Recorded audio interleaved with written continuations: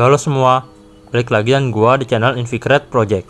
Gua balik lagi dengan pembahasan Oregarusin, yaitu di part 8, di pembahasan volume 4 bagian kedua.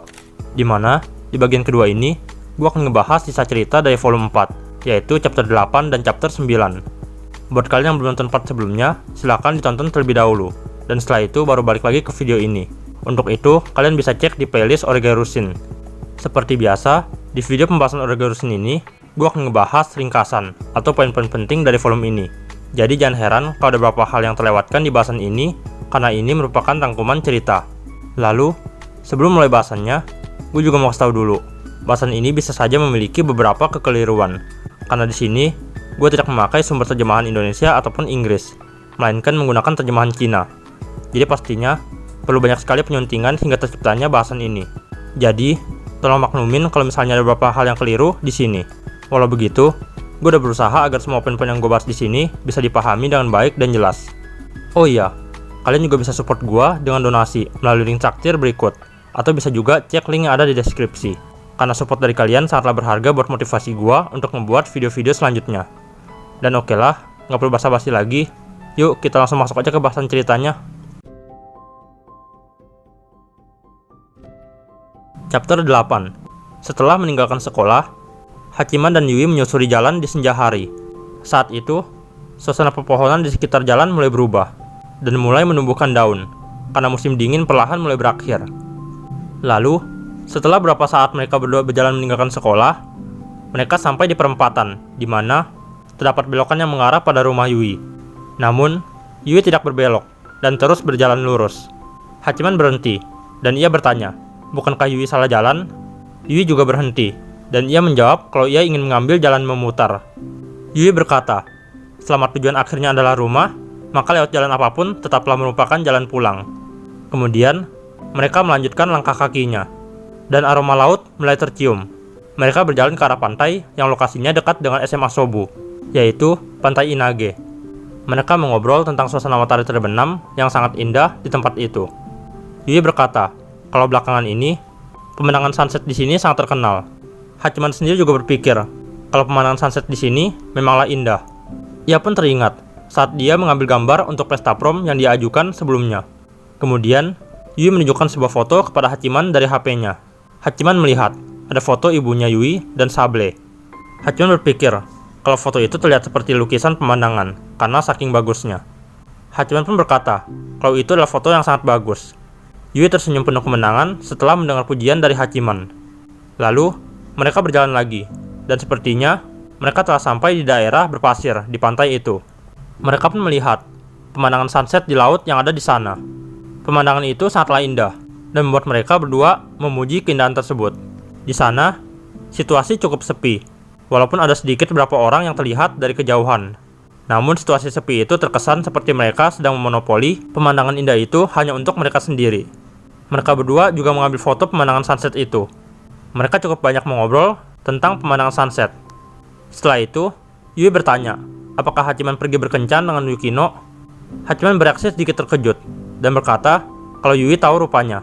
Hachiman berpikir, kalau mungkin saja, Yui tahu hal itu dari Yukino. Hachiman menjadi gugup setelah Yui menyinggung tentang itu. Lalu, Yui bertanya, kemana saja Hachiman pergi dengan Yukino? Hachiman merasa sulit untuk menjawab itu. Hachiman sendiri berpikir, kalau ia sudah pergi makan bersama dengan keluarga Yukino. Namun, tujuan dari makan bersama itu bukan untuk bermain. Jadi, itu agak berbeda rasanya. Belum lagi, karena ini semester baru. Hachiman harus banyak beradaptasi dengan berbagai hal. Jadi, tidak banyak waktu baginya untuk melakukan ini dan itu. Hachiman pun menjawab pertanyaan Yui dengan mengangkat bahunya. Yui berkata, tidak ada salahnya untuk pergi bersama. Hachiman menjawab, kalau tidak ada hal yang bisa dilakukan. Yui berkata, kalau mereka tidak harus melakukan hal yang khusus. Cukup melakukannya secara normal saja. Hachiman cukup terkejut dengan jawaban Yui. Ia sendiri tidak tahu harus bagaimana jika seseorang berkata untuk melakukan sesuatu secara alami. Hachiman tidak tahu mau menjawab apa. Ia pun menjawab dengan asal-asalan. Kalau ia memiliki berbagai urusan, jadi tidak bisa menemukan waktu konsisten untuk itu. Yui berkedip 2-3 kali setelah mendengar perkataan Hachiman. Lalu, ia pun berkata kepada Hachiman untuk pergilah jika memiliki waktu. Yui tersenyum puas setelah mengatakan itu. Hachiman merasa kalau ucapan Yui tadi terasa menjebak dan juga licik. Hachiman jadi merasa malu dan sekaligus capek. Hachiman memutuskan untuk duduk dan ia merasakan permukaan pasir pantai yang ternyata terasa nyaman untuk diduduki. Yui sedikit menegur kalau pasir bisa saja menempel di pakaian Hachiman nantinya. Hachiman berkata kalau itu bukan apa-apa, lagipun ia bisa membersihkannya nanti. Lalu terdapat sedikit basa-basi di percakapan mereka tentang ini. Kemudian Yui memberi ajakan untuk pergi ke pantai di liburan musim panas nanti. Hachiman berkata kalau ia adalah siswa yang sibuk untuk mempersiapkan ujian. Yui menjawab kalau ia juga demikian. Hachiman menunjukkan reaksi tidak yakin dengan omongan Yui. Ia berpikir kalau Yui tidak terlihat seperti seorang siswa yang akan menyibukkan diri untuk ujian. Yui pun berkata kalau ekspresi yang dipasang Hachiman membuatnya kesal. Lalu Yui berkata kalau hanya 1-2 hari tidak begitu masalah, bukan? Lalu di sini juga ada barbeque dan kolam renang, jadi mereka bisa bersantai dan rileks. Hachiman menjawab kalau terlalu banyak bersantai atau beristirahat itu akan membuat keterusan dan menjadi malas nantinya. Hachiman berpikir kalau ia barusan mengatakan hal yang penuh gaya. Ia pun memasang wajah bangga dan tersenyum. Yui hanya memiringkan kepala dan bereaksi kebingungan. Yui tidak begitu mengerti dengan lelucon Hachiman barusan, dan itu membuat Hachiman jadi malu sendiri. Yui pun berkata seperti ini dengan meniru perkataan dan logat yang biasa digunakan oleh Yukino.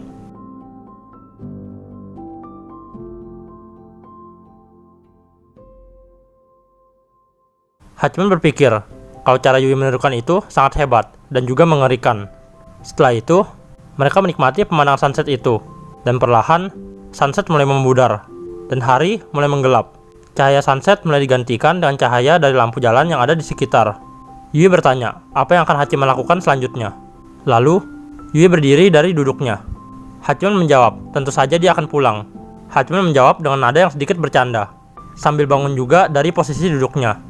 Yui berkata kalau bukan itu yang ia maksudkan. Ia berkata kalau ini tentang Yukino dan juga tentang dirinya. Yang ia tanyakan adalah tentang mereka berdua. Pertanyaan Yui barusan pun membuat Hachiman berdegup kencang. Ia merasa pernah mendengar perkataan itu. Lalu Yui pun berterima kasih karena Hachiman sudah mengabulkan keinginannya. Ia mengatakan itu sambil berekspresi agak dingin. Hachiman menjawab kalau dia tidak melakukan apa-apa tentang itu. Hachiman merasa ada penyesalan yang ia rasakan. Ia sendiri berpikir kalau dirinya sungguh tidak melakukan apa-apa tentang itu. Hachiman mengepakkan tangannya dengan erat, dan dengan suara yang lemah dan parau, ia berkata kalau itu adalah berkat Yui, sehingga semua orang di klub relawan bisa bergaul dengan baik. Yui menggelengkan kepalanya dengan lembut, dan ia berkata kalau bukan karena Hachiman, maka mereka pasti tidak akan bisa bertemu lagi seperti itu. Yui menundukkan kepalanya dengan lembut, dan terlihat matanya juga sedikit lembab, dan ia mengatakan itu dengan nada yang terdengar seperti penyesalan. Lalu Yui berkata kalau ia berharap kalau dia bisa merasakan rasa terluka. Hachiman merasa bingung dan kesulitan untuk menjawab, dan dadanya juga terasa menegang. Mulai dari sini, obrolan mereka mulai menjadi serius. Yui berkata kalau ia benci dengan Hachiman yang tidak bisa serius. Hachiman meminta maaf. Lalu, Yui juga berkata kalau ia benci dengan Hachiman yang tidak bisa mengambil keputusan dengan tegas. Hachiman meminta maaf lagi. Yui juga berkata kalau itu juga menjengkelkan, karena walaupun ia marah, tapi ia tidak bisa membuat alasan apapun. Walaupun biasanya ia dapat mengatakan sesuatu yang normal dengan lancar, tapi ia tidak bisa mengatakan hal-hal penting sama sekali. Walau itu juga sangat bagus, tapi Yui membenci itu. Yui mengatakan itu dengan tegas, namun terdengar ada sebuah kehangatan dalam setiap kata yang ia keluarkan. Lalu, Yui juga berkata kalau Yukino juga melakukan kesalahan. Namun tetap saja, semua kesalahan ada pada Hachiman. Hachiman mengiyakan. Ia sendiri berpikir tidak ada ruang baginya untuk membantah. Kemudian, Yui berkata walaupun begitu, dia menyukai Hachiman, dan semua yang ia benci tadi pun termasuk. Yui meraih kerah jaket Hachiman dan menjandarkan kepalanya ke daerah bahu Hachiman. Ya, kurang lebih mirip seperti yang dilakukan Yukino saat adegan di jembatan. Hachiman berpikir kalau beban tubuh Yui sangat ringan, dan juga bahunya terasa lemah. Ia juga bisa merasakan suhu tubuh hangat dari sandaran Yui. Kemudian, Hachiman dengan perlahan dan hati-hati menyentuh bahu Yui, dan menjauhkan Yui darinya. Hachiman merasakan rasa hangat saat menyentuh Yui. Tangan Yui yang sedang memegang kerah jaket Hachiman mulai melemah, dan jari-jarinya mulai menjauh satu persatu. Meski jarak mereka sudah menjauh, Hachiman merasa sulit untuk memandang Yui. Hachiman menjawab kalau ia minta maaf karena tidak bisa menjawab dengan benar sekarang. Hachiman dalam hati sadar kalau ia harus memberikan jawaban yang lebih pantas dan juga jelas. Tapi, Hachiman merasa kalau ia tidak punya hak atau kualifikasi untuk menjawab itu. Hachiman merasa kalau ia tidak akan dimaafkan jika ia mengatakannya tanpa menghadapi perasaannya dengan sungguh-sungguh. Ia berpikir, kalau itu bukanlah sesuatu yang dapat disampaikan oleh frasa tertentu. Jadi, apapun yang ia katakan akan salah. Yui mengatakan tidak apa-apa, dan dia hanya ingin mengatakannya. Ia juga berkata kalau dia akan terus menyukainya sampai dia menyerah. Hachiman merasa apapun yang ia katakan adalah salah. Lalu, Hachiman berkata kepada Yui kalau ia tahu. Ia harus memberikan jawaban tegas dan alasan yang jelas. Namun ia merasa kalau itu sungguh memalukan. Yui menjawab kalau itu tidak masalah. Ia hanya ingin mengatakan hal itu. Kemudian, Yui meraih kerah jaket Hachiman dan menarik itu ke arahnya. Dan Yui berkata kalau ialah yang menyukai Hachiman dan berpikir tentang itu adalah sebuah hal yang ia lakukan secara sepihak. Dan kemudian suatu hari pun, dia akan menyerah akan perasaannya secara sepihak juga. Suara Yui terdengar agak kesepian. Namun, sorotan matanya terlihat tegas dan tanpa adanya keraguan. Yui berkata kalau sebelum waktu di saat dia menyerah tiba, ia akan terus seperti ini sepanjang waktu. Jadi, Hachiman tidak perlu membalas perasaannya. Dan jika Hachiman merasa itu merepotkan, Hachiman bisa tertawa, bermain-main seperti biasa, dan juga melarikan diri. Yui menunjukkan ekspresi yang benar-benar kuat, lembut, dan juga tegas. Hachiman berpikir, ketika ada seseorang berkata tidak apa-apa untuk melarikan diri dengan suara yang begitu manis, maka itu akan berdampak sebaliknya. Itu akan menjadi tidak memungkinkan baginya untuk melarikan diri. Kemudian Hachiman berkata kalau ia merasa dirinya tidak akan bisa melarikan diri. Yui menjawab kalau ia setuju. Ia berkata kalau ia tidak akan membiarkan Hachiman melarikan diri.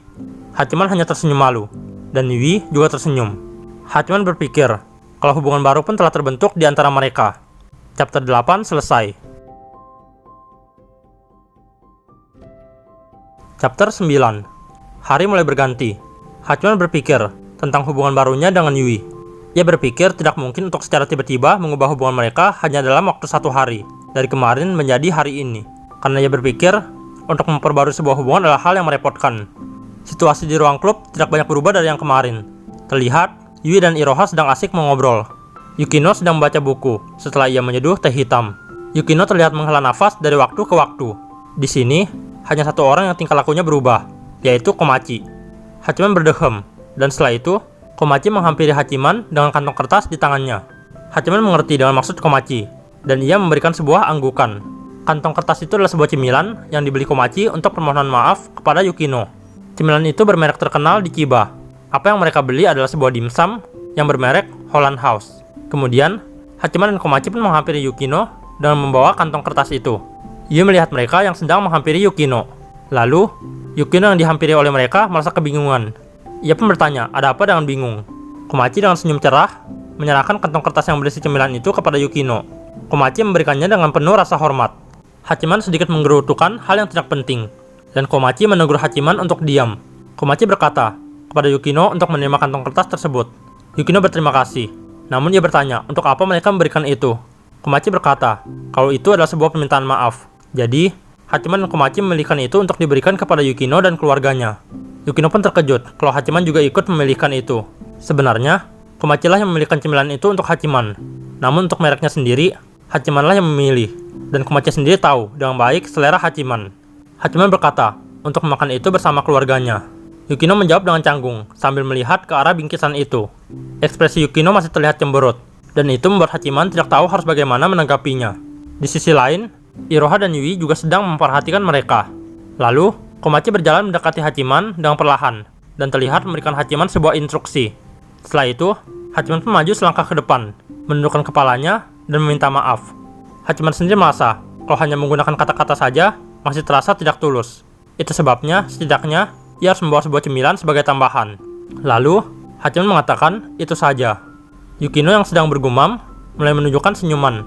Matanya mulai melembut, dan ia pun meraih bingkisan tersebut. Kemudian, Yukino membuka bingkisan itu dengan gembira, layaknya seekor kucing. Hachiman tercengang dengan apa yang dilakukan Yukino. Yukino membalas dengan senyuman, dan ia berkata untuk melakukan itu di lain kali, di pertemuan dan keluarganya yang selanjutnya.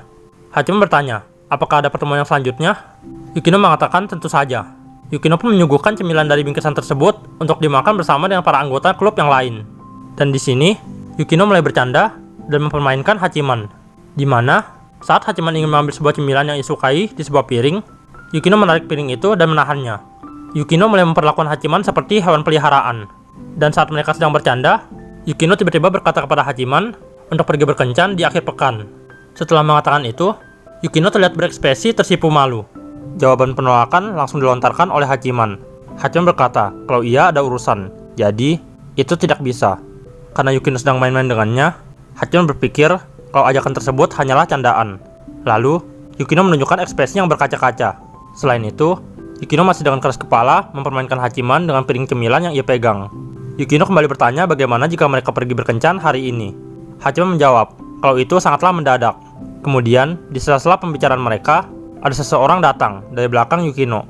Yui menyelinap dan mengambil cemilan dari piring yang dipegang Yukino. Kemudian, ia memakannya. Yui mengedipkan matanya dengan candaan dan meletakkan jari di bibirnya. Yukino terkejut dengan tindakan Yui yang mendadak itu, dan ia memanggil namanya. Yui berkata, kalau Yukino tidak memegang itu dengan benar, maka Yui akan merebut itu darinya. Yui mengatakan ini dengan nada bercanda dan juga terdengar provokatif. Kemungkinan, perkataan Yui ini merupakan pernyataan yang bermata dua, yaitu tentang cemilan dan bisa juga tentang Hachiman. Lalu, Yukino menyibakkan rambutnya, dan dengan penuh wibawa, ia menjawab, kalau ternyata ada kucing pencuri di sini. Ia berkata, kalau itu adalah miliknya. Perkataannya ini juga bisa saja ia gunakan untuk maksud kedua hal tersebut, cemilan dan juga Hachiman. Ia menjawab, kalau ia tidak begitu yakin. Jika Yukino berpaling, maka ia mungkin akan langsung merebut itu dari Yukino. Terlihat mereka saling berhadapan dan terus bertukar kata yang menunjukkan candaan dan juga perselisihan. Yukino dengan wibawa dan keanggunannya, dan Yui dengan nada memancing dan provokatifnya. Hachiman yang menyaksikan ini pun berpikir, mungkin inilah hubungan baru mereka sekarang ini. Hachiman berpikir, kalau kekeliruan ini tidak benar, dan bisa saja salah. Jadi, ia berpikir untuk ikut campur dan terlibat ke dalamnya. Hachiman pun berdiri, lalu menyela perdebatan mereka, dan berkata, kalau cemilan itu miliknya. Komachi kemudian menarik Hachiman, dan memberikan Hachiman potongan terakhir dari cemilan kesukaannya itu. Hachiman berterima kasih kepada Komachi. Ia merasa senang dan puas, karena akhirnya bisa memakan cemilan itu. Hachiman tertawa terbahak-bahak. Yukino dan Yui yang melihat itu pun jadi kehilangan minat untuk berselisih, dan mereka pun memutuskan untuk membuat teh bersama. Saat Hachiman melihat ke arah mereka berdua yang sedang membuat teh bersama, Iroha kemudian mendekati Hachiman, dan kemudian merebut cemilan di tangan Hachiman. Ia kemudian memakannya. Iroha memakan kurang lebih sebagian cemilan itu, dan mengembalikannya lagi kepada Hachiman. Dan Iroha berkata, kalau sesuatu yang merupakan milik orang lain rasanya sangat luar biasa. Omongannya ini jelas untuk memancing Yukino dan Yui. Iroha mengatakan itu sambil menggoda Hachiman. Kemudian, tatapan dingin dan tidak senang pun mulai mengarah kepada Hachiman.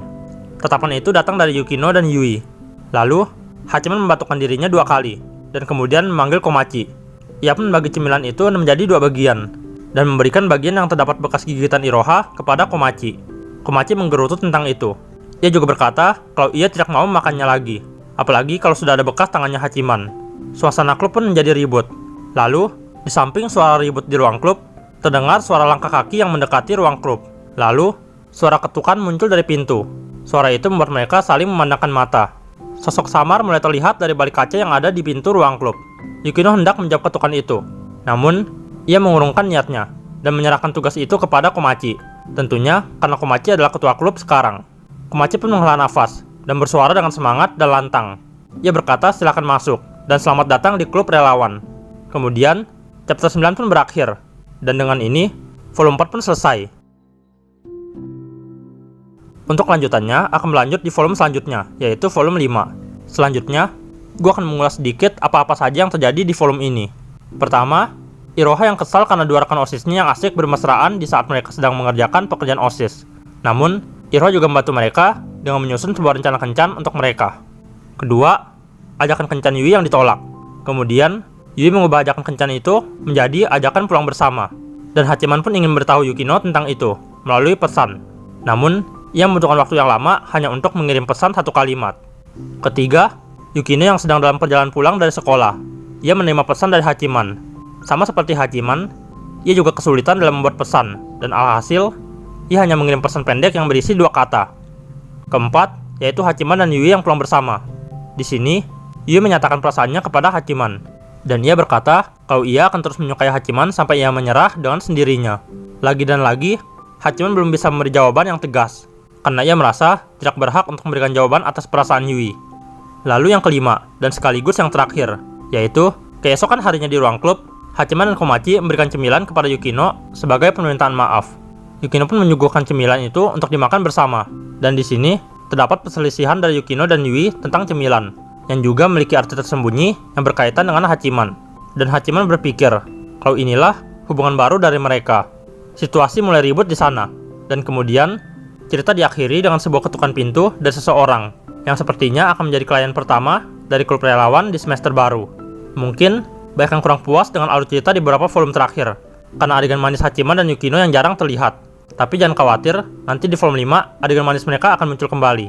Lalu, sekedar informasi, untuk pembahasan volume 5 mungkin akan menunggu waktu yang lama, karena volume ini baru aja rilis beberapa minggu yang lalu, dan belum tersedia terjemahannya, baik terjemahan Indo, Inggris, maupun yang paling cepat yaitu terjemahan Cina. Jadi, gue belum bisa ngebuat bahasannya, sampai terjemahannya udah update lagi. Lalu, kalau kalian gak sabar pengen tahu cerita volume 5, kalian bisa mampir ke Instagram gue. Di sana, gue udah nge-share beberapa potongan spoiler dari Orgurushin volume 5. Ya, memang belum full sih, yang namanya spoiler itu tidak menyakup keseluruhan cerita. Tapi ya, daripada nggak ada kan? Dan ya, gue rasa sih itu aja yang bisa gue bahas di video kali ini. Seperti gue bilang tadi, untuk part berikutnya, gue belum bisa ngasih tahu kapan bakal update. Jadi, yang bisa gue bilang, ditunggu aja dengan sabar. Jadi, jangan lupa buat like, komen, dan share video ini, supaya makin ramai yang ngikutin bahasan ini, yang tentunya akan menambah motivasi gue untuk membuat video. Dan terakhir, jangan lupa buat subscribe channel ini, dan aktifkan lonceng notifikasi, supaya kalian gak ketinggalan updatean menarik lainnya. Itu aja dari gue, terima kasih sudah menonton, dan sampai jumpa di video selanjutnya.